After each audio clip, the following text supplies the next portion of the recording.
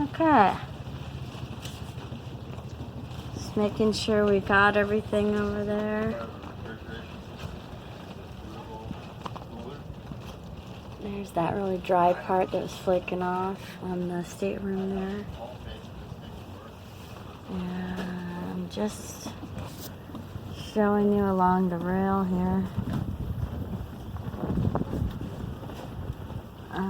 Eric says, you know, it needs rattled out. Here's some of what a lot of it looks like. This rust needs to get rattled out and then recoated. Scupper doesn't look too bad, actually, right there. Yeah,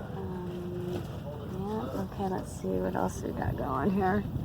I don't want to lose my phone into the water. But yeah, you can see the rust. You have to rattle that out and recoat it.